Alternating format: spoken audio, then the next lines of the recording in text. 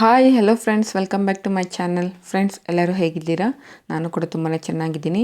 I hope ನೀವು ಕೂಡ ತುಂಬಾ ಚೆನ್ನಾಗಿದ್ದೀರ ಅಂತ ಭಾವಿಸ್ತಿದ್ದೀನಿ. ಫ್ರೆಂಡ್ಸ್, ಎಲ್ಲರಿಗೂ ಅಡ್ವಾನ್ಸ್ ಆಗಿ ಹ್ಯಾಪಿ ಮಹಾಶಿವರಾತ್ರಿ ಹಬ್ಬದ ಶುಭಾಶಯಗಳು. ಈ ಹಬ್ಬ ನಿಮ್ಮೆಲ್ಲರ ಖುಷಿ ಡಬಲ್ ಮಾಡಲಿ ಅಂತ ಆ ದೇವರಲ್ಲಿ ಪ್ರೇ ಮಾಡ್ಕೊಳ್ತೀನಿ. ಫ್ರೆಂಡ್ಸ್, ಇವತ್ತಿನ ವಿಡಿಯೋದಲ್ಲಿ ರೆಡಿಮೇಡ್ ಲೆಹಂಗ ಮೇಲೆ ವರ್ಕ್ ಬ್ಲೌಸ್ ಬರುತ್ತಲ್ಲ, ಆ ಬ್ಲೌಸ್ನ ಯಾವ ರೀತಿ ನಾವು ಸ್ಟಿಚ್ ಮಾಡ್ಕೋಬೇಕು ಅನ್ನೋದು ನಾನು ಈ ವಿಡಿಯೋದಲ್ಲಿ ತಿಳಿಸ್ಕೊಡ್ತಾ ಇದ್ದೀನಿ. ನೋಡಿ, ಆಲ್ರೆಡಿ ಸ್ಟಿಚ್ ಮಾಡಿದ್ದೀನಿ. ನಮಗೆ ಏನು ಆ ವರ್ಕ್ ಅನ್ನೋದು ಎಲ್ಲೂ ಕೂಡ ಮಿಸ್ಪ್ರಿಂಟ್ ಆಗಬಾರ್ದು. ಸೊ ಆ ರೀತಿ ಬ್ರೇಕ್ ಆಗಬಾರ್ದು ಅಂದರೆ ನಾವು ಸಿಂಗಲ್ ಡಾಟಲ್ಲಿ ನಾವು ರೆಡಿಮೇಡ್ ಲೆಹಂಗಾ ಬ್ಲೌಸನ್ನು ಸ್ಟಿಚ್ ಮಾಡ್ಕೋಬೇಕಾಗುತ್ತೆ. ಸೊ ಯಾವ ರೀತಿ ನಾವು ಆ ರೆಡಿಮೇಡ್ ಲೆಹಂಗಾ ಬ್ಲೌಸ್ನ ಕಟಿಂಗ್ ಮಾಡೋದು ಅದು ಸಿಂಗಲ್ ಡಾಟಲ್ಲಿ ಅಂತ ತೋರಿಸ್ಕೊಡ್ತೀನಿ. ನೋಡಿ, ಲೆಹಂಗಾ ಬಂದು ಈ ರೀತಿ ಕೊಟ್ಟಿದ್ದಾರೆ ರೆಡಿಮೇಡು. ಅದ್ರ ಮೇಲೆ ಬಂದಿರೋ ಬ್ಲೌಸು ನೋಡಿ ಈ ರೀತಿ ವರ್ಕ್ ಬಂದಿದೆ ಆಲ್ರೆಡಿ. ನೋಡಿ, ಈ ರೀತಿ ಎಂಬ್ರಾಯ್ಡ್ರಿ ವರ್ಕ್ ಅನ್ನೋದು ಅವರು ನೆಕ್ಗೆ ಮತ್ತು ಫ್ರಂಟ್ ಪಾರ್ಟಲ್ಲಿ ಕೊಟ್ಬಿಟ್ಟಿದ್ದಾರೆ. ನಾವು ಇದಕ್ಕೆ ಏನಾದರೂ ಕಟ್ ಮಾಡಿ ಅಥವಾ 3.2 4.2 ಅಥವಾ ಪ್ರಿನ್ಸಸ್ ಕಟ್ಟಲ್ಲಿ ಏನಾದರೂ ಸ್ಟಿಚ್ ಮಾಡ್ತೀವಿ ಕಟಿಂಗ್ ಮಾಡಿ ಅಂದರೆ ನಿಮಗೆ ಆ ವರ್ಕ್ ಅನ್ನೋದು ಹಾಳಾಗುತ್ತೆ, ಅಂದರೆ ಬ್ರೇಕ್ ಆಗುತ್ತೆ. ಸೊ ಅದ್ರ ಬದಲು ನೀವು ಸಿಂಗಲ್ ಡಾಟನ್ನು ಯೂಸ್ ಮಾಡಿಕೊಂಡು ನೀವು ಬ್ಲೌಸನ್ನು ಸ್ಟಿಚ್ ಮಾಡಿಕೊಂಡ್ರೆ ನಿಮ್ಮ ವರ್ಕ್ ಅನ್ನೋದು ತುಂಬಾ ಚೆನ್ನಾಗಿರುತ್ತೆ. ಆ್ಯಂಡ್ ಇಲ್ಲಿ ನೋಡಿ, ಲೆಹಂಗಾ ಅನ್ನೋದು ಪ್ಲಸ್ ಸೈಜಲ್ಲಿ ಬಂದ್ಬಿಡುತ್ತೆ ರೆಡಿಮೇಡ್ ಲೆಹಂಗಾ ಅನ್ನೋದು. ಬಟ್ ಕಸ್ಟಮರ್ ವೇಸ್ಟ್ ರೌಂಡ್ ಬಂದು ನಮಗೆ ಇಲ್ಲಿ 27 ಇಂಚಸ್ ಇದೆ. ಆದರೆ ಈ ಲೆಹಂಗಾ ವೇಸ್ಟ್ ರೌಂಡ್ ಬಂದು 44 ಇಂಚಸ್ವರೆಗೂ ಇದೆ. ಸೊ ನಾವು ಕಸ್ಟಮರ್ ವೇಸ್ಟ್ ರೌಂಡ್ಗೆ ಈ ಲೆಹಂಗನ ನಾವು ಕರೆಕ್ಟಾಗಿ ಫಿಟ್ಟಿಂಗನ್ನು ಮಾಡಿಕೊಡ್ಬೇಕು. ಈಗ ಅವರು ಬಾಡಿ ಮೆಜರ್ಮೆಂಟ್ಸ್ ನೋಡೋದಾದರೆ ಬ್ಲೌಸ್ ಲೆಂತ್ ಬಂದು 13, ಅಪ್ಪರ್ ಚೆಸ್ಟ್ ಬಂದು 30 ಇದೆ, ಫುಲ್ ಬಸ್ಟ್ ಬಂದು 30.5 ಇದೆ, ಫುಲ್ ಶೋಲ್ಡರ್ ಬಂದು 12.5 ಇದೆ, ಆರ್ಮ್ ರೌಂಡ್ ಬಂದು 15, ವೇಸ್ಟ್ ರೌಂಡ್ ಬಂದು 26. ಇಷ್ಟೊಂದು ಮೆಜರ್ಮೆಂಟ್ಸನ್ನು ನಾನು ಅವ್ರ ಬಾಡಿಯಲ್ಲಿ ತೊಗೊಂಡಿದ್ದೀನಿ. ನೋಡಿ, ನಮಗೆ ಫ್ರಂಟಲ್ಲಿ ಈ ರೀತಿ ವರ್ಕ್ ಬಂದಿರೋದ್ರಿಂದ, ಫ್ರಂಟ್ ಪಾರ್ಟು ಅಲ್ಲಿ ರೆಡಿಮೇಡ್ ಬ್ಲೌಸಲ್ಲಿ ಈ ರೀತಿ ವರ್ಕ್ ಬಂದಿರೋದ್ರಿಂದ ನೋಡಿ, ಓಪನಿಂಗ್ ಸೈಡ್ ಅನ್ನೋದು ನನ್ನ ಸೈಡ್ಗೆ ಪ್ಲೇಸ್ ಮಾಡ್ಕೊಂಡಿದ್ದೀನಿ. ಅಂದರೆ ಬ್ಯಾಕ್ ಪಾರ್ಟಲ್ಲಿ ನಾವು ಉಕ್ಸನ್ನು ಕೊಡಬೇಕಾಗುತ್ತೆ. ಬ್ಯಾಕ್ ಪಾರ್ಟ್ ನಾವು ಉಕ್ಸು ಬ್ಲೌಸು ಸ್ಟಿಚ್ ಮಾಡ್ತಾ ಇರೋದ್ರಿಂದ ನೋಡಿ, ಇಲ್ಲಿ ನಾನು ತೋರಿಸ್ತಾ ಇರೋದು ಚೆಸ್ಟ್ ಮೆಥಡಲ್ಲಿ ಯಾವ ರೀತಿ ನಾವು ಸಿಂಗಲ್ ಡಾಟೆಡ್ ಬ್ಲೌಸ್ನ ಕಟಿಂಗ್ ಮಾಡೋದು ಅಂತ ಈ ವಿಡಿಯೋದಲ್ಲಿ ತಿಳಿಸ್ಕೊಡ್ತಾ ಇರೋದು ನಾನು. ನೋಡಿ, ಫಸ್ಟ್ ಕೆಳಗಡೆ ಸೆಲ್ವೇಡ್ಜ್ ಇರುತ್ತಲ್ಲ, ಸೊ ಅದಕ್ಕೆ ಒಂದು ಬೇಸ್ ಲೈನನ್ನು ಹಾಕ್ಕೋತಾ ಇದ್ದೀನಿ. ನೋಡಿ, ನೆಕ್ಸ್ಟ್ ಈ ಕಡೆ ಓಪನಿಂಗ್ ಸೈಡು ಅಷ್ಟೇ ಈಕ್ವಲ್ ಆಗಿ ಅನ್ನೋದು ಇರೋದಿಲ್ಲ. ಇಲ್ಲಿ ಕೂಡ ಸ್ಟ್ರೈಟಾಗಿ ಒಂದು ಲೈನನ್ನು ಡ್ರಾ ಮಾಡ್ಕೊಳ್ಳಿ. ಹಾಗೆ 1/4 ಇಂಚು ಉಕ್ಸ್ ಪಟ್ಟಿ ಮತ್ತು ಐಪಟ್ಟಿನ ಸ್ಟಿಚ್ ಮಾಡೋದಕ್ಕೋಸ್ಕರ ಎಕ್ಸ್ಟ್ರಾ 1/4 ಇಂಚಿಗೆ ಒಳಗಡೆಗೆ ಮಾರ್ಕ್ ಮಾಡ್ಕೋತಾ ಇದ್ದೀನಿ. ಫ್ರೆಂಡ್ಸ್, ಯಾರಾದರೂ ಹೊಸದಾಗಿ ವಿಡಿಯೋನ ನೋಡ್ತಿದ್ರೆ ಪ್ಲೀಸ್ ನನ್ನ ಚಾನಲನ್ನು ಸಬ್ಸ್ಕ್ರೈಬ್ ಮಾಡ್ಕೊಳ್ಳಿ. ಈ ವಿಡಿಯೋ ನಿಮಗೆ ಯೂಸ್ಫುಲ್ ಆಗಿದೆ ಅಂತ ಅನಿಸಿದ್ರೆ ವಿಡಿಯೋಗೊಂದು ಲೈಕ್ ಮಾಡಿ ಫ್ರೆಂಡ್ಸ್. ನೋಡಿ, ಕೆಳಗಡೆ 1/2 ಇಂಚ್ ಮಾರ್ಜಿನ್ಗೆ ಇನ್ನೊಂದು ಲೈನನ್ನು ಹಾಕ್ಕೊಂಡಿದ್ದೀನಿ. ಈಗ ಅಲ್ಲಿಂದ ರೆಡಿ ಬ್ಲೌಸ್ ಲೆಂತ್ ಎಷ್ಟು ಬೇಕು, 13 ಇಂಚಸ್ ಬೇಕು ಈ ಕಸ್ಟಮರ್ಗೆ. ಸೊ 13 ಇಂಚಸ್ಗೆ ಒಂದು ಮಾರ್ಕ್ ಮಾಡ್ಕೋತಾ ಇದ್ದೀನಿ. ಅಲ್ಲಿ ಕೂಡ ಸ್ಟ್ರೈಟ್ ಲೈನನ್ನು ಹಾಕ್ಕೋಬೇಕು. ಹಾಗೆ ಮೇಲ್ಗಡೆ ನಾವು ಶೋಲ್ಡರ್ನ ಅಟ್ಯಾಚ್ ಮಾಡೋದಕ್ಕೆ ನಮಗೆ ಮಾರ್ಜಿನ್ ಬೇಕಾಗುತ್ತಲ್ವ, ಆ ಮಾರ್ಜಿನ್ಗೆ ಮೇಲ್ಗಡೆ ಒಂದು 1/2 ಇಂಚ್ ಎಕ್ಸ್ಟ್ರಾ ಮಾರ್ಕ್ ಮಾಡ್ಕೋತಾ ಇದ್ದೀನಿ. ಈಗ ಕಸ್ಟಮರು ಫುಲ್ ಶೋಲ್ಡರ್ ಎಷ್ಟಿದೆ ಅಂತ ನೋಡ್ಕೊಳ್ಳೋದಾದರೆ ಅವ್ರ ಫುಲ್ ಶೋಲ್ಡರ್ ಬಂದು 12.5 ಇದೆ. ಆ 12.5ನ ಡಿವೈಡೆಡ್ ಬೈ 2 ಮಾಡಿದ್ರೆ ನಮಗೆ 6.25 ಇಂಚ್ ಅನ್ನೋದು ಸಿಗುತ್ತೆ. ನೋಡಿ, ಉಕ್ಸ್ ಪಟ್ಟಿಗೆ ನಾವೇನು ಲೈನ್ ಹಾಕಿದ್ವೋ ಅಲ್ಲಿಂದ ನಾನು 6.25 ಇಂಚ್ ಎಲ್ಲಿಗೆ ಬರುತ್ತೋ ಅಲ್ಲಿ ಈ ರೀತಿ ಮಾರ್ಕ್ ಮಾಡ್ಕೊಳ್ತಾ ಇದ್ದೀನಿ. ಹಾಗೆ ಅವರ ಬ್ಯಾಕ್ ಡೀಪ್ ಬಂದು ಕೆಳಗಡೆ ಪಟ್ಟಿ ಅನ್ನೋದು 4 ಇಂಚು ಕೇಳಿದರೆ, ಸೊ ನಾನು ವಿತ್ ಮಾರ್ಜಿನನ್ನು ಸೇರಿಸ್ಕೊಂಡು ನಾನು 4.25 ಇಂಚಿಗೆ ಮೇಲ್ಗಡೆಗೆ ರೀತಿ ಒಂದು ಮಾರ್ಕ್ ಮಾಡಿಕೊಂಡೆ. ಅಲ್ಲಿ ಕೂಡ ಒಂದು ಸ್ಟ್ರೈಟ್ ಲೈನ್ ಹಾಕ್ಕೋಬೇಕು. ಈಗ ಅವ್ರು ಎಷ್ಟು ಡೀಪ್ ಆಗ್ತಾರೆ ಅನ್ನೋದ್ರ ಮೇಲೆ ನಾವು ಶೋಲ್ಡರನ್ನು ಮೈನಸ್ ಮಾಡ್ಕೊತ ಹೋಗಬೇಕು. ನೋಡಿ, ಕೆಳಗಡೆ ಲೈನಿಂದ ಈ ರೀತಿ ಟೇಪನ್ನು ಪ್ಲೇಸ್ ಮಾಡಿದಾಗ ಪ್ರತಿ 4 ಇಂಚಿಗೆ 1 ಇಂಚನ್ನು ನಾವು ಮೈನಸ್ ಮಾಡ್ಕೊತ ಬರಬೇಕು. ನೋಡಿ, 8 ಇಂಚಸ್ ಹತ್ತಿರಗೆ 2 ಇಂಚಸ್ ಮೈನಸ್ ಮಾಡಿದ್ವಿ. ಇನ್ನು 1 ಇಂಚ್ ಎಕ್ಸ್ಟ್ರಾ ಇದೆ. ಸೊ ಅದಕ್ಕೆ 2.25 ಇಂಚಿನ ನಾನಿಲ್ಲಿ ಶೋಲ್ಡರಲ್ಲಿ ಮೈನಸ್ ಮಾಡ್ತಾ ಇದ್ದೀನಿ. ನೋಡಿ, 2.25 ಇಂಚನ್ನು ನಾವು ಫುಲ್ ಹಾಫ್ ಶೋಲ್ಡರಲ್ಲಿ ಮೈನಸ್ ಮಾಡಿದ್ವಿ. ಈಗ ನಾವು ಸ್ಲೀವ್ಸನ್ನು ಅಟ್ಯಾಚ್ ಮಾಡಬೇಕಾದ್ರೆ ನಮಗೆ ಮಾರ್ಜಿನ್ ಬೇಕಾಗುತ್ತಲ್ಲ, ಸೊ ಅದಕ್ಕೆ ಒಂದು 1/2 ಇಂಚ್ ಮಾರ್ಜಿನನ್ನು ಆ್ಯಡ್ ಮಾಡಿಕೊಂಡೆ. ಈಗ ಕರೆಕ್ಟಾಗಿ ನಮಗೆ ಬ್ಯಾಕ್ ಪಾರ್ಟಲ್ಲಿ ಫುಲ್ ಶೋಲ್ಡರ್ ಅನ್ನೋದು ಎಷ್ಟು ಬರ್ತಿದೆ, 4.25 ಇಂಚ್ ಅನ್ನೋದು ಬರ್ತಾ ಇದೆ. ಸೇಮ್ ಅಷ್ಟೇ ಕೆಳಗಡೆನೂ ಒಂದು ಮಾರ್ಕ್ ಮಾಡ್ಕೊತಾ ಇದ್ದೀನಿ. ಈಗ ಈ ಕಸ್ಟಮರ್ ಆರ್ಮ್ ರೌಂಡ್ ಬಂದು 15 ಇದೆ, ಡಿವೈಡೆಡ್ ಬೈ 2 ಮಾಡಿದ್ರೆ 7.5 ಅನ್ನೋದು ಬರುತ್ತೆ. ಸೊ ಅದರಲ್ಲಿ 2 ಇಂಚಸ್ ಮೈನಸ್ ಮಾಡ್ತಾ ಇದ್ದೀನಿ. ಇದು ಚೆಸ್ಟ್ ಮೆಥಡ್ ಆಗಿರೋದ್ರಿಂದ ಆರ್ಮ್ ರೌಂಡಲ್ಲಿ 2 ಇಂಚಸ್ ಮೈನಸ್ ಮಾಡ್ತಾ ಇದ್ದೀವಿ. ಬಸ್ಟ್ ಮೆಥಡ್ ಆದರೆ 1.75 ಅನ್ನೋದು ಮೈನಸ್ ಮಾಡ್ತೀವಿ. ಸೊ ಆ ರೀತಿ ಮೈನಸ್ ಮಾಡಿದಾಗ 5.5 ಅನ್ನೋದು ಬಂತು. ನೋಡಿ, ಮೇಲ್ಗಡೆ ಲೈನಿಂದ 5.5 ಎಲ್ಲಿಗೆ ಬರುತ್ತೋ ಅಲ್ಲಿಗೆ ಒಂದು ಮಾರ್ಕ್ ಮಾಡಿಕೊಂಡು ಅಲ್ಲೂ ಕೂಡ ಈ ರೀತಿ ಸ್ಟ್ರೈಟ್ ಲೈನನ್ನು ಹಾಕ್ಕೊಳ್ತಾ ಇದ್ದೀನಿ. ಇದು ಬಂದು ನಮಗೆ ಚೆಸ್ಟ್ ಲೈನು. ನೀಟಾಗಿ ರೀತಿ ಎಲ್ ಶೇಪನ್ನು ಡ್ರಾ ಮಾಡ್ಕೋಬೇಕು. ಈಗ ಮಿಡ್ ಪಾಯಿಂಟನ್ನು ನೋಡ್ಕೊಳ್ತಾ ಇದ್ದೀನಿ. ನೋಡಿ, ಕೆಳಗಡೆ ಲೈನಿಂದ 5 ಇಂಚಸ್ಗೆ ಮಿಡ್ ಪಾಯಿಂಟ್ ಅಂದರೆ 2.5 ಇಂಚು. ಒಂದು ಮಾರ್ಕ್ ಮಾಡಿಕೊಂಡೆ. ಈಗ ಚೆಸ್ಟ್ ಲೈನಲ್ಲಿ ನಾವು ಅವ್ರ ಚೆಸ್ಟನ್ನು ಮಾರ್ಕ್ ಮಾಡ್ಕೋಬೇಕು. ಇವ್ರ ಚೆಸ್ಟ್ ಬಂದು 30 ಡಿವೈಡೆಡ್ ಬೈ 4 ಮಾಡಿದ್ರೆ ಅದರಲ್ಲಿ 4ನೇ ಒಂದು ಭಾಗ 7.5 ಇಂಚ್ ಅನ್ನೋದು ಬರ್ತಾಯಿದೆ. 7.5 ಇಂಚಿಗೆ ಒಂದು ಮಾರ್ಕ್ ಮಾಡಿಕೊಂಡು ಆರ್ಮ್ ಕರ್ವ್ ಸ್ಕೇಲನ್ನು ಪ್ಲೇಸ್ ಮಾಡಿಕೊಂಡು ನೀಟಾಗಿ ರೀತಿ ಆರ್ಮ್ ರೌಂಡನ್ನು ಮಾರ್ಕ್ ಮಾಡ್ಕೋಬೇಕು. ಈಗ ಆರ್ಮ್ ರೌಂಡ್ ಚೆಕ್ ಮಾಡ್ಕೋಬೇಕು. ನಮಗೆ ಆರ್ಮ್ ರೌಂಡಲ್ಲಿ ಅರ್ಧ ಅನ್ನೋದು ನಮಗೆ ಬ್ಯಾಕ್ ಪಾರ್ಟಲ್ಲಿ ಬರಬೇಕು. ನೋಡಿ, ನಾವೇನು ಸ್ಟಿಚ್ ಹಾಕ್ತೀವೋ ಆ ಲೈನ್ ಮೇಲೆ ನಾವು ಚೆಕ್ ಮಾಡ್ಕೋಬೇಕು. ಈ ರೀತಿ 1/2 ಇಂಚ್ ಒಳಗಡೆಗೆ ಮಾರ್ಕ್ ಮಾಡಿಕೊಂಡು ಚೆಕ್ ಮಾಡ್ಕೊತಾ ಇದ್ದೀನಿ. ಆರ್ಮ್ ರೌಂಡನ್ನು ನಮಗೆ 7.5 ಅನ್ನೋದು ಬರಬೇಕು. ನೋಡಿ, ಒಂದಕ್ಕೆ 2 ಸಲ ನೀಟಾಗಿ ಈ ರೀತಿ ಚೆಕ್ ಮಾಡ್ಕೋಬೇಕು. ಆರ್ಮ್ ರೌಂಡ್ ಅನ್ನೋದು ಕರೆಕ್ಟಾಗಿ ಮ್ಯಾಚ್ ಆಗಬೇಕು. 7.5 ಮೇಲೆ ನನಗೆ 1 ಪಾಯಿಂಟ್ ಅನ್ನೋದು ಜಾಸ್ತಿ ಬರ್ತಿದೆ. 1/4 ಇಂಚ್ ಜಾಸ್ತಿ ಬಂದರೂ ಪರವಾಗಿಲ್ಲ, ಆದರೆ ಕಡಿಮೆ ಹೊತ್ತು ಬರ್ಕೂಡ್ದು. ಈಗ ಶೋಲ್ಡರ್ ಬಂದು ನಾನು ಅವ್ರಿಗೆ 2 ಇಂಚಸ್ ಇರೋ ಥರ ನೋಡ್ಕೊಳ್ತಾ ಇದ್ದೀನಿ. ಹಾಗೆ ನೋಡಿ, ಈ ರೀತಿ ಚೆಕ್ ಮಾಡ್ಕೊಳ್ಳಿ. ಸ್ಲೀವ್ಸನ್ನು ಅಟ್ಯಾಚ್ ಮಾಡೋದಕ್ಕೆ 1/2 ಇಂಚ್ ಹೋಗುತ್ತೆ, ಮತ್ತು ನೆಕ್ಕನ್ನು ಸ್ಟಿಚ್ ಮಾಡೋದಕ್ಕೆ 1/4 ಇಂಚ್ ಹೋಗುತ್ತೆ. ನಮಗೆ ನೆಕ್ಸ್ಟ್ ಶೋಲ್ಡರ್ ಪಟ್ಟಿ ಅನ್ನೋದು ಸಿಗುತ್ತೆ ಅಂತ ನೋಡ್ಕೋಬೇಕು. ನೆಕ್ ಬಿಡ್ತು ಬಂದು ಮೇಲ್ಗಡೆ 2 ಇಂಚಸ್ ಇದೆ. ಸೊ ಕೆಳಗಡೆ ಡೀಪ್ ಹತ್ರ ಬಂದಾಗ ನಾನು 2.5 ಇಂಚಸ್ ತೊಗೊಂಡು ಈ ರೀತಿ ಒಂದು ಬಾಕ್ಸ್ ಶೇಪನ್ನು ಡ್ರಾ ಮಾಡ್ಕೊಂಡಿದ್ದೀನಿ. ಈ ಬಾಕ್ಸ್ ಶೇಪಲ್ಲಿ ನಿಮ್ಗೆ ಯಾವ ಡಿಸೈನ್ ಬೇಕಾಗುತ್ತೋ ಆ ಡಿಸೈನನ್ನು ಡ್ರಾ ಮಾಡ್ಕೋಬೋದು. ನೋಡಿ, ನಾನು ಕೆಳಗಡೆಯಿಂದ 1.5 ಇಂಚ್ ಮೇಲೆಗೆ ಹೋಗಿ ಅಲ್ಲಿಂದ ಸೈಡಿಗೆ ಒಂದು 1/2 ಇಂಚ್ ಹೊರಗಡೆಗೆ ಹೋಗಿದ್ದೀನಿ. ಈಗ ನಾನು ಈ ರೀತಿ 3 ಪಾಯಿಂಟೆಡ್ ನೆಕ್ ಶೇಪನ್ನು ಡ್ರಾ ಮಾಡಿಕೊಂಡೆ. ಈಗ ವೇಸ್ಟ್ ಲೈನಲ್ಲಿ ಇವರ ವೇಸ್ಟನ್ನು ಮಾರ್ಕ್ ಮಾಡ್ಕೋಬೇಕು. ಇವರ ವೇಸ್ಟ್ ಬಂದು 26 ಡಿವೈಡೆಡ್ ಬೈ 4 ಮಾಡಿದ್ರೆ ಅದರಲ್ಲಿ 4ನೇ ಒಂದು ಭಾಗ ಬಂದು 6.5 ಬರುತ್ತೆ. ಬ್ಯಾಕ್ ಡಾಟ್ಸನ್ನು ಸ್ಟಿಚ್ ಮಾಡೋದಕ್ಕೆ 1 ಇಂಚ್ ಎಕ್ಸ್ಟ್ರಾ ಮತ್ತು 2 ಇಂಚಸ್ ಮಾರ್ಜಿನನ್ನು ತೊಗೊಂಡಿದ್ದೀನಿ. ನೋಡಿ, ಈ ರೀತಿ ಚೆಸ್ಟ್ ಲೈನಲ್ಲೂ 2 ಇಂಚಸ್ ಮಾರ್ಜಿನ್ ತೊಗೊಂಡು ಚೆಸ್ಟ್ ಪಾಯಿಂಟು ಮತ್ತು ವೇಸ್ಟ್ ಪಾಯಿಂಟ್ನ ಈ ರೀತಿ ಕನೆಕ್ಟ್ ಮಾಡ್ಕೋಬೇಕು. ನೋಡಿ, ನಮಗಿಲ್ಲಿ ನೆಕ್ ಡೀಪ್ ಹತ್ರ ನಮ್ಗೆ ಇಷ್ಟೊಂದು ಲೈನ್ ಕ್ರಾಸಾಗಿ ಹೋಗಿರೋದ್ರಿಂದ ನೀವು ನೆಕ್ ಪಾಯಿಂಟ್ ಹತ್ರದಿಂದ ಶೋಲ್ಡರ್ ಪಾಯಿಂಟಿಗೆ ಆ ಲೈನ್ ಏನು ಹೋಗಿರುತ್ತೋ ನೆಕ್ ಡೀಪ್ ಲೈನ್ ಏನು ಈ ರೀತಿ ಕ್ರಾಸಾಗಿ ಹೋಗಿರುತ್ತೋ ಆ ಲೈನ್ಗೆ ಈ ರೀತಿ ಎಲ್ ಸ್ಕೇಲನ್ನು ಪ್ಲೇಸ್ ಮಾಡಿದ್ರೆ ನಿಮಗೆ ಶೋಲ್ಡರ್ ಸ್ಲೋಪ್ ಅನ್ನೋದು ಸಿಗುತ್ತೆ. ನೋಡಿ, ಈ ರೀತಿ ಶೋಲ್ಡರ್ ಪಾಯಿಂಟ್ ಹತ್ರದಿಂದ ನೆಕ್ ಪಾಯಿಂಟ್ಗೆ ನಮಗೆ 1/4 ಇಂಚು ಶೋಲ್ಡರ್ ಸ್ಲೋಪ್ ಅನ್ನೋದು ಸಿಗ್ತಾ ಇದೆ. ಈ ರೀತಿ ನೀವು ಕಟ್ ಮಾಡಿಕೊಂಡ್ರೆ ನೀವು ಮ್ಯಾಕ್ಸಿಮಮ್ಮು ಶೋಲ್ಡರ್ ಫಾಲ್ ಅನ್ನೋದು ಅವಾಯ್ಡ್ ಮಾಡ್ಕೋಬೋದು. ಈಗ ನಾನು ಏನು ಮಾರ್ಕ್ ಮಾಡಿದ್ದೀನಿ ಅದ್ರ ಪ್ರಕಾರ ನೀಟಾಗಿ ಕಟ್ಟಿಂಗನ್ನು ಮಾಡ್ತಾಯಿದ್ದೀನಿ. ನೀಟಾಗಿ ಕಟ್ ಮಾಡ್ಕೋಬೇಕು. ಎಲ್ಲೂ ಕೂಡ ಶೇಪ್ ಔಟ್ ಆಗದೆ ಇರೋ ಥರ ನೀಟಾಗಿ ಕಟ್ ಮಾಡ್ಕೋಬೇಕು. ನೋಡಿ, ನಾವೇನು 2 ಇಂಚಸ್ ಮಾರ್ಜಿನ್ ಕೊಟ್ಟಿರ್ತೀವೋ ಅಲ್ಲೊಂದು ಟಕ್ಸನ್ನು ಇಟ್ಕೋಬೇಕು. ಈಗ ಫ್ರಂಟ್ ಪಾರ್ಟನ್ನು ಯಾವ ರೀತಿ ನಾವು ಕಟಿಂಗ್ ಮಾಡೋದು ಅಂತ ತೋರಿಸ್ತೀನಿ. ನೋಡಿ, ಫ್ರಂಟ್ ಪಾರ್ಟಲ್ಲಿ ನಮಗೆ ಆಲ್ರೆಡಿ ಬ್ಲೌಸಲ್ಲಿ ವರ್ಕ್ ಬಂದಿರೋದ್ರಿಂದ ನಾವು ಫೋಲ್ಡಿಂಗ್ ಸೈಡ್ ಅನ್ನೋದು ತೊಗೊತಾ ಇದ್ವಿ. ಯಾಕಂದರೆ ನಾವಿಲ್ಲಿ ಬ್ಯಾಕಲ್ಲಿ ಉಕ್ಸು ಸ್ಟಿಚ್ ಮಾಡ್ತಾ ಇರೋದ್ರಿಂದ ಸೊ ಫ್ರಂಟ್ ಪಾರ್ಟಲ್ಲಿ ಯಾವುದೇ ರೀತಿ ಓಪನಿಂಗ್ಸ್ ಅನ್ನೋದು ಬರೋದಿಲ್ಲ. ಸೊ ಲೈನಿಂಗನ್ನು ಫೋಲ್ಡಿಂಗ್ ಸೈಡಲ್ಲಿ ನಾವು ಪ್ಲೇಸ್ ಮಾಡಿಕೊಂಡು ಫ್ರಂಟ್ ಪಾರ್ಟ್ಗೋಸ್ಕರ ಮಾರ್ಕ್ ಮಾಡ್ಕೋಬೇಕು. ನೋಡಿ, ಫಸ್ಟ್ ಒಂದು ಬೇಸ್ ಲೈನನ್ನು ಹಾಕ್ಕೊಂಡೆ. ಈಗ ಮೇಲ್ಗಡೆ ಶೋಲ್ಡರ್ಗೆ 1/2 ಇಂಚ್ ಮಾರ್ಜಿನ್ಗೆ ಇನ್ನೊಂದು ಲೈನನ್ನು ಹಾಕ್ಕೊಂಡಿದ್ದೀನಿ. ಈಗ ಚೆಕ್ ಮಾಡ್ಕೊಳ್ತಾ ಇದ್ದೀನಿ ಲೆಂತ್ ಅನ್ನೋದು ನಮಗೆ ಕರೆಕ್ಟಾಗಿ ಸರಿ ಹೋಗುತ್ತೋ ಇಲ್ವಂತ. ಇಲ್ಲಿ ಚೆಸ್ಟು ಮತ್ತು ಬಸ್ಟು ಸೇಮ್ ಇರೋದರಿಂದ ನಮಗೆ ಬ್ಯಾಕ್ ಪಾರ್ಟ್ ಎಷ್ಟು ಲೆಂತ್ ಇರುತ್ತೋ ಸೇಮ್ ಫ್ರಂಟ್ ಪಾರ್ಟ್ ಕೂಡ ಅಷ್ಟೇ ಲೆಂತ್ ಬರುತ್ತೆ. ಬ್ಯಾಕ್ ಪಾರ್ಟನ್ನು ತೊಗೊಂಡು ಆರ್ಮ್ ರೌಂಡನ್ನು ಚೆಕ್ ಮಾಡ್ಕೊಳ್ತಾ ಇದ್ದೀನಿ. ಆರ್ಮ್ ಲೆಂತ್ ನಾವು ಎಷ್ಟು ಮಾರ್ಕ್ ಮಾಡ್ಕೊಂಡಿದ್ದೀವಿ ಅಂತ ಚೆಕ್ ಮಾಡ್ಕೊಂಡಾಗ 5.5 ಇಂಚು, ಅದರಲ್ಲಿ 1 ಇಂಚಿನ ಮೈನಸ್ ಮಾಡಿಕೊಂಡು ನಾನಿಲ್ಲಿ ಫ್ರಂಟ್ ಪಾರ್ಟಲ್ಲಿ 4.5 ಇಂಚಿಗೆ ಮಾರ್ಕ್ ಮಾಡ್ಕೊಂಡಿದ್ದೀನಿ.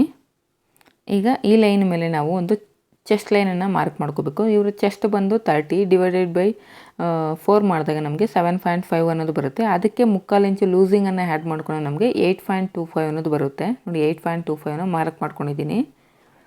ಈಗ ಇವರ ಬಸ್ಟ್ ಪಾಯಿಂಟ್ ಬಂದು 8 ಇಂಚಸ್ಸು. ಮೇಲ್ಗಡೆ ಲೈನಿಂದ 8 ಇಂಚಸ್ ಎಲ್ಲಿಗೆ ಬರುತ್ತೋ ಅಲ್ಲಿಗೆ ಮಾರ್ಕ್ ಮಾಡಿಕೊಂಡೆ. ಹಾಗೆ ಇವರು ಅಂಡರ್ ಬಸ್ಟನ್ನು ಕಂಡುಹಿಡಿಯೋದಕ್ಕೋಸ್ಕರ ಇವರು ಫುಲ್ ಬಸ್ಟ್ ಬಂದು 30 ಡಿವೈಡೆಡ್ ಬೈ 12 ಮಾಡಿದ್ರೆ ನಮಗೆ 2.5 ಅನ್ನೋದು ಬರುತ್ತೆ. ನೋಡಿ, ಇಲ್ಲಿಗೆ ಮಾರ್ಕ್ ಮಾಡ್ಕೊಂಡಿದ್ದೀನಿ.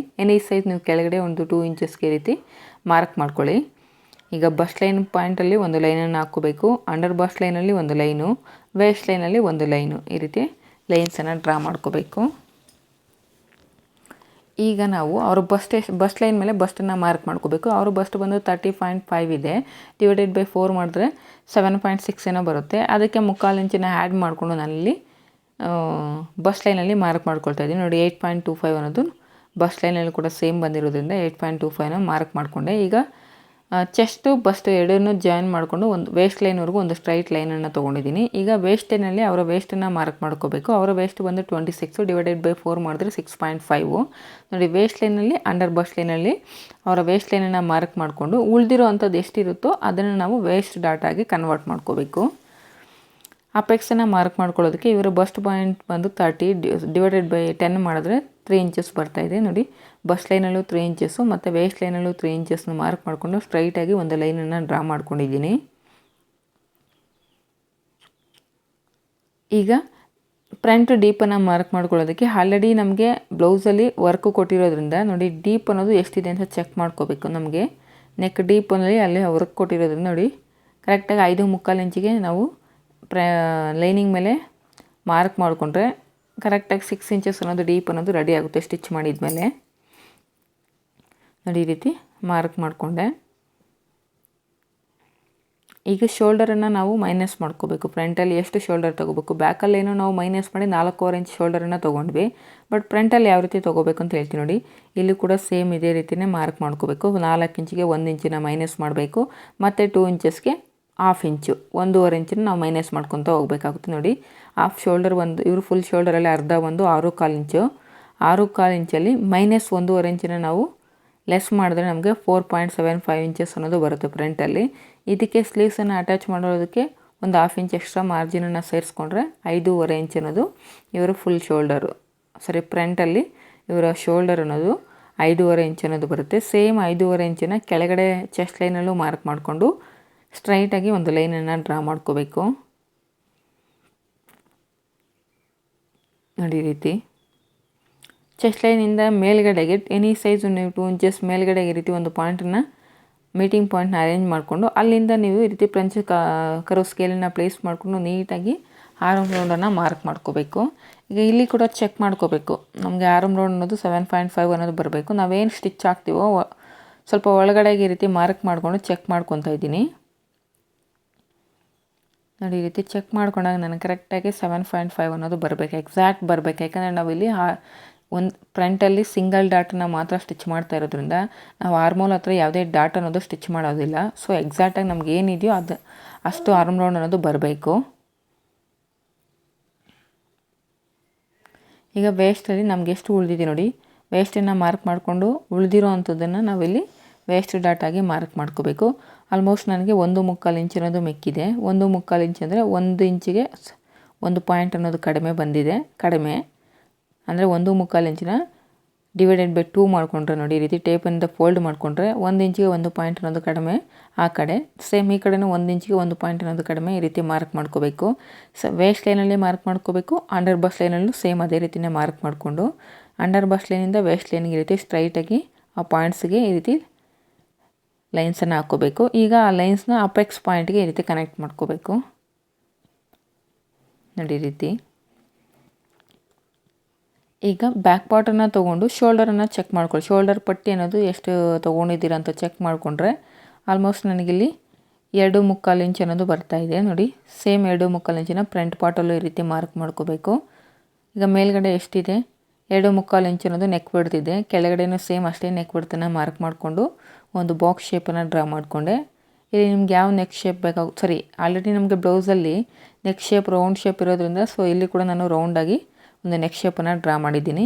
ಈಗ ಬ್ಯಾಕ್ ಪಾರ್ಟನ್ನು ತೊಗೊಂಡು ಸೈಡ್ ಸೀಮ್ ಅಲೌನ್ಸಸ್ ಕಡೆ ಸೈಡ್ ಸೀಮ್ ಲೈನ್ ಮೇಲೆ ಈ ರೀತಿ ಪ್ಲೇಸ್ ಮಾಡಿ ಚೆಕ್ ಮಾಡ್ಕೋಬೇಕು. Side seam length back part ಮತ್ತು ಫ್ರಂಟ್ ಪಾರ್ಟ್ ಈಕ್ವಲ್ ಆಗಿದೆಯಾ ಅಥವಾ ಏನಾದರೂ ಹೆಚ್ಚು ಕಡಿಮೆ ಇದೆಯಾ ಅಂತ ನೋಡಿ. ಫ್ರಂಟ್ ಪಾರ್ಟಲ್ಲೂ 2 ಇಂಚಸ್ ಮಾರ್ಜಿನನ್ನು ಈ ರೀತಿ ಡ್ರಾ ಮಾಡಿಕೊಂಡು ಈಗ ಫ್ರಂಟ್ ಪಾರ್ಟ್ ಮೇಲೆ ಬ್ಯಾಕ್ ಪಾರ್ಟನ್ನು ಈ ರೀತಿ ಸೈಡ್ ಸೀಮ್ ಲೈನ್ ಕಡೆ ಈಕ್ವಲಾಗಿ ಪ್ಲೇಸ್ ಮಾಡಿದಾಗ ನಿಮಗೆ ಬ್ಯಾಕ್ ಪಾರ್ಟ್ ಲೆಂತ್ ಅನ್ನೋದು ಎಲ್ಲಿಗೆ ಬರ್ತಾಯಿದೆ ಈ ರೀತಿ ಮಾರ್ಕ್ ಮಾಡ್ಕೊಳ್ಳಿ. ನೋಡಿ ನನಗೊಂದು 1/4 ಇಂಚು ಅನ್ನೋದು ಫ್ರಂಟ್ ಪಾರ್ಟಲ್ಲಿ ಕಡಿಮೆ ಬಂದಿದೆ.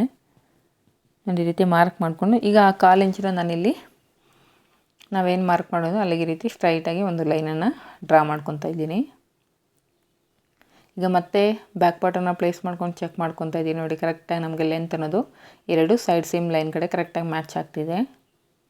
ಈಗ ನಾವಿಲ್ಲಿ ವೇಸ್ಟ್ ಡಾಟನ್ನು ಈ ರೀತಿ ಸ್ಮೂತ್ ಮಾಡ್ಕೋಬೇಕು. ನೋಡಿ ಈ ಫ್ರೆಂಚ್ ಕರ್ವ್ ಸ್ಕೇಲನ್ನು ಪ್ಲೇಸ್ ಮಾಡಿಕೊಂಡು ನೀಟಾಗಿ ಈ ರೀತಿ ಸ್ಮೂತಾಗಿ ಈ ಡಾಟ್ ಅನ್ನೋದು ಡ್ರಾ ಮಾಡ್ಕೊಳ್ಳಿ.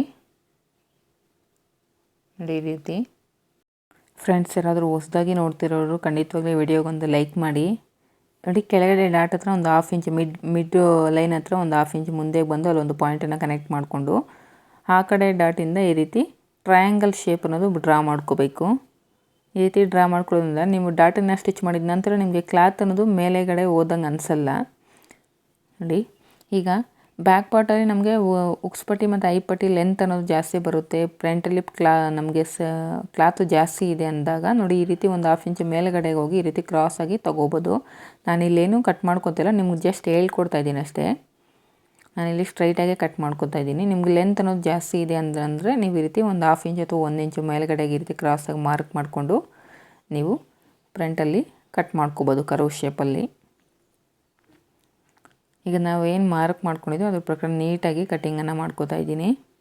ಇಲ್ಲಿ ಫ್ರಂಟಲ್ಲಿ ನಾನು ನೆಕ್ಕನ್ನು ಕಟ್ ಮಾಡ್ತಾಯಿಲ್ಲ, ಯಾಕಂದರೆ ನಮ್ಗೆ ಆಲ್ರೆಡಿ ಬ್ಲೌಸ್ ಮೇಲೆ ವರ್ಕ್ ಬಂದಿರೋದ್ರಿಂದ ಡೈರೆಕ್ಟು ನಾವು ಸ್ಟಿಚ್ ಮಾಡಿದ ನಂತರ ನಾವು ನೆಕ್ಕನ್ನು ಕಟ್ ಮಾಡ್ಕೋಬೇಕು. ಯಾವುದೇ ಕಾರಣಕ್ಕೂ ಫ್ರಂಟಲ್ಲಿ ನೆಕ್ ಶೇಪ್ ಅನ್ನೋದು ಕಟ್ ಮಾಡಬೇಡಿ. ನೋಡಿ ಈ ಕಡೆ ಕೂಡ ನಮಗೆ ಆ ಡಾಟ್ ಅನ್ನೋದು ಈ ರೀತಿ ಕಾಣಿಸ್ಬೇಕು.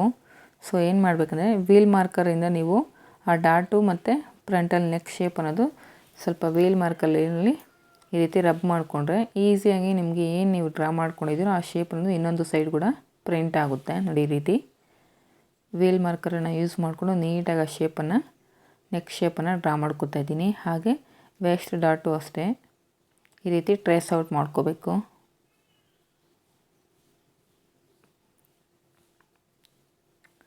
ಈಗ ಇನ್ನೊಂದು ಸೈಡ್ ಕೂಡ ನಮ್ಗೆ ನೋಡಿ ಈ ರೀತಿ ಕಾಣಿಸ್ತಾ ಇದೆ. ನೀಟಾಗಿ ಈಗ ನಾವು ಆ ಡಾಟನ್ನು ಮಾರ್ಕ್ ಮಾಡ್ಕೊಳ್ತಾ ಇದ್ದೀನಿ. ಹಾಗೆ ನೆಕ್ ಶೇಪನ್ನು ಕೂಡ ಇಲ್ಲಿ ಫ್ರಂಟಲ್ಲಿ ಈ ಕಡೆ ನಮಗೆ ಕಾಣಿಸ್ತಾ ಇದೆಯಲ್ವ, ನಾವು ಟ್ರೇಸ್ ಔಟ್ ಮಾಡಿರೋದ್ರಿಂದ ನಮಗೆ ಪ್ರಿಂಟ್ ಅನ್ನೋದು ಕಾಣಿಸ್ತಾ ಇರುತ್ತೆ. ಸೇಮ್ ಅದೇ ಕಾಣಿಸ್ತಿದೆ, ಅದರ ಪ್ರಕಾರ ನೀಟಾಗಿ ಈ ರೀತಿ ಶೇಪನ್ನು ತೊಗೊಂಡಿದ್ದೀನಿ.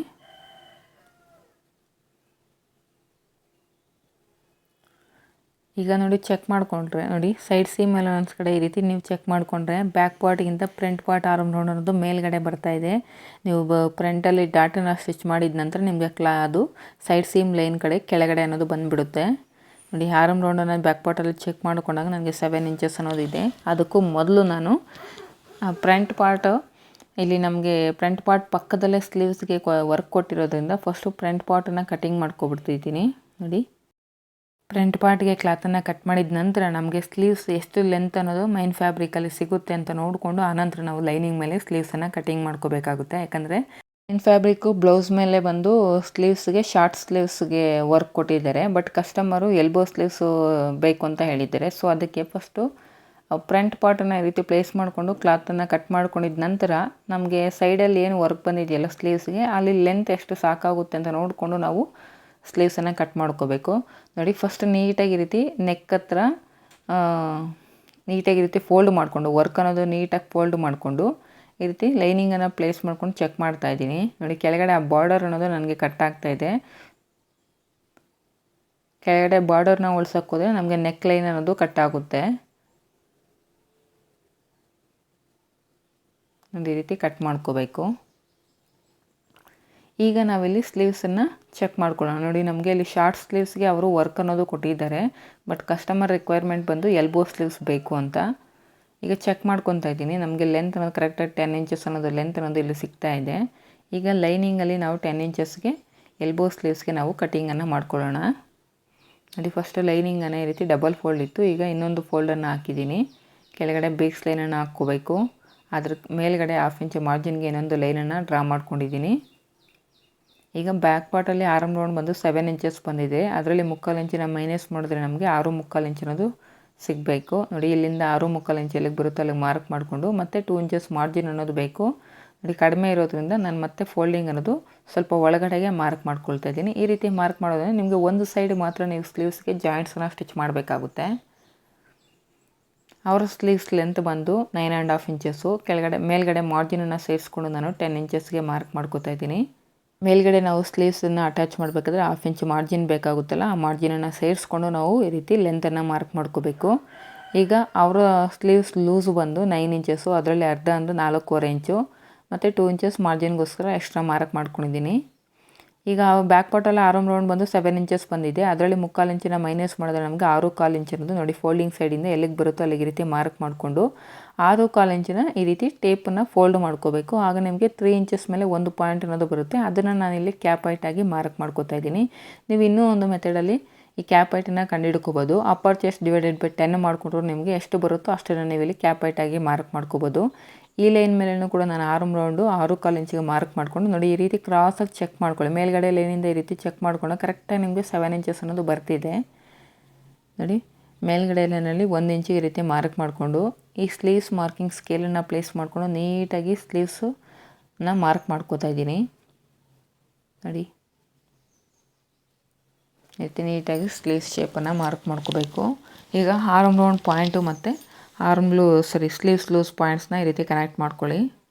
ಇಲ್ಲಿ ನಮಗೆ ಇಷ್ಟು ಕ್ರಾಸ್ ಬಂದಿರೋದ್ರಿಂದ ಲೈನ್ಸ್ ಅನ್ನೋದು ನೋಡಿ ಈ ರೀತಿ 90 ಡಿಗ್ರಿ ಅನ್ನೋದು ಚೆಕ್ ಮಾಡಿಕೊಂಡಾಗ ನಿಮಗೆ ಇಷ್ಟೊಂದು ಸೈಡಲ್ಲಿ ಕ್ರಾಸ್ ಅನ್ನೋದು ಬರ್ತಿದೆ.